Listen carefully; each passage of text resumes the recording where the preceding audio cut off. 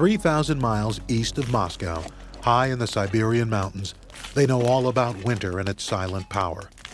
For this is Oimyakon, among the coldest towns on Earth. When a person dies here, it takes a team of grave diggers 3 days to dig a grave. The air temperature is 58 degrees below zero. The ground permanently frozen hard to a depth of 8 feet. The grave diggers must soften it with bonfires before it can be dug. They can only work in 20-minute shifts. Any longer, and their flesh will freeze. Oimyakon is in the far east of Siberia, far from the warming influence of the oceans. In this high, landlocked valley, where cold air settles, it's caught in an unenviable spiral of cold. From October to April every year, night and day, the temperature is almost permanently stuck below freezing. In midwinter, it will climb into the -40s. What little heat reaches Oimyakon from the weak winter sun is reflected straight back into space by the snow. In 1938, the temperature fell to -96, the coldest temperature ever recorded. Today, it is -51. 60 градусов почти невозможно дышать. То есть, если вы лицо не прикроете, дыхание, то вы не сможете просто дыхать, а там уже, если там пробежаться, то есть это вообще уже невозможно, просто 60 градусов. Да, собака, моя собака была у меня, она просто выскочила и задела языком бочку и прилипла. То есть уже пока мы бегали за кипятком, она просто рванула, оторвала пол языка себе, конечно. Ну, она ж не человек. Oimyakon exists to ensure that the Trans-Siberian Road is kept open. The trucks are the town's lifeline, but every trip the drivers make is a journey along a knife edge. A truck's chassis may snap. Its tires shatter like glass. Both metal and rubber are made brittle by extreme cold. Along this frozen highway, a breakdown can be fatal. In Oimyakon, they survive the Russian winter, but it's a constant battle. Nothing is left to chance, with the town's truck drivers on the front line. Every winter, morning starts with the perilous business of thawing out frozen diesel and brake fluid. Once it's running, the engine won't be switched off all day. The cold will severely weaken a battery in moments. Это самое главное, отличается холодом. То есть -50, -60 градусов. И это -50, -60 очень на большом протяжении идет времени зимой. Сама жизнь на севере просто, в честности, у нас в Oimyakone, она просто замирает зимой. То есть там полностью останавливается, можно сказать. И все кидается на то, чтобы выжить. In winter, even the commonplace proves impossible here.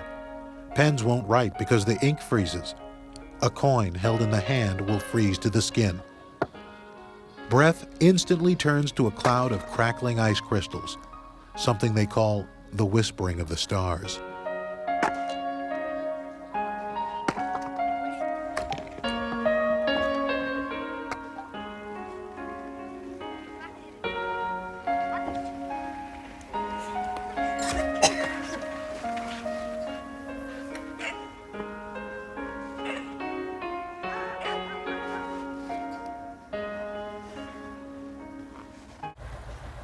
Survival depends on a rigorous daily cycle.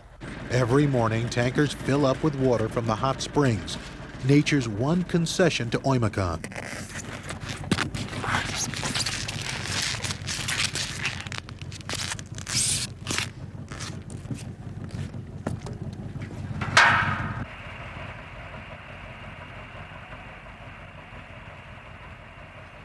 The tankers deliver the steaming water to the boiler houses, which supply homes with central heating.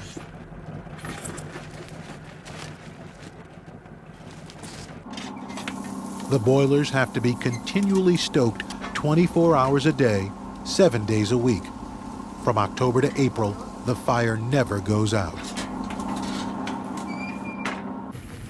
Domestic water is delivered to barrels that must be emptied immediately before the water freezes. It's an unending daily cycle, demanding constant work and constant vigilance. Supplies always have to be flown in here.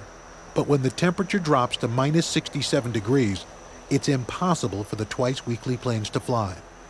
Oimyakon is then almost entirely cut off. Вы там каждый раз только проверяете, когда я улечу? Чтобы машины никто, да, не подъезжали. А с кранами там как у нас? Как у нас с кранами вообще обстановка? For Sasha, the airport manager, and his wife, Sveta, who came here as a new bride, winter means constant anxiety to protect their children, who are particularly vulnerable to the cold. Winter does have one saving grace, however. With the temperature in their porch at minus 58, there's no need to keep food in the fridge.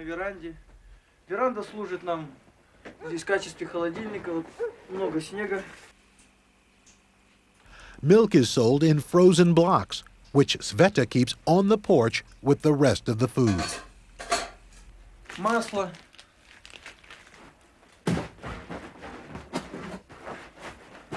Мясо. Все эти продукты заносятся домой, оттаиваются, имеют нормальный вкус. С осенью рыбачили, ловим рыбу, брикеты, ее делаем и морозим. Вообще здесь проблема, конечно, с едой. Не с едой, а однообразие пищи идет. Ну, в основном мясо едим, но от этого никуда не денешься. Ну, тут фруктов и овощей, конечно, недостаток. Одни рога остались от него. Ну, к весне, думаю, съедим и их. Ну, тут такие, например, у меня появились дети. Тут такие нюансы, например, зимой надо обязательно за детьми смотреть, чтобы они там... Вот это первое правило, что я не забываю, что, не дай бог, языком она там подойдет к железке там, или дотронется рукой. Even the poorest child here is dressed in fur. Synthetic materials just tear in the cold. For the children, the precise temperature is crucial. A few degrees make all the difference. The cold is always exhausting, but at minus 49, they can play safely outside for 20 minutes.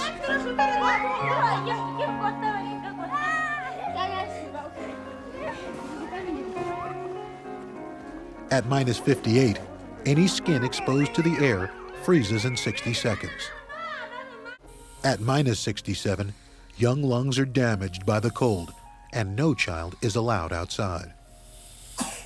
Back in the land of endless winter, the patient daily cycle goes on, chipping drinking water from a frozen river.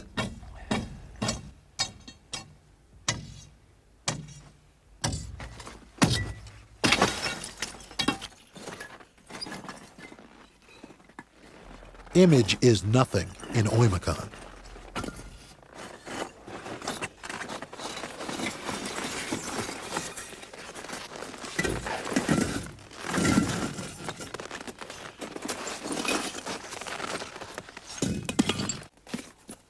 For people here, the weather's power is not something they expect to control. It's a day-by-day reality they recognize, accept, and respect.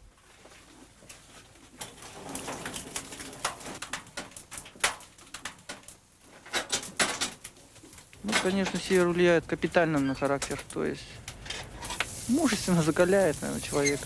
То есть человек становится крепче, добрее там. Даже вот, допустим, ЧП случается в поселке. То есть все люди, независимо, диспетчер, он кочегар, там, сантехник, то есть все полностью там от мала до велика выходят. Потому что если эту аварию не устраним, вот эту маленькую ошибку, то есть мы все просто замерзнем.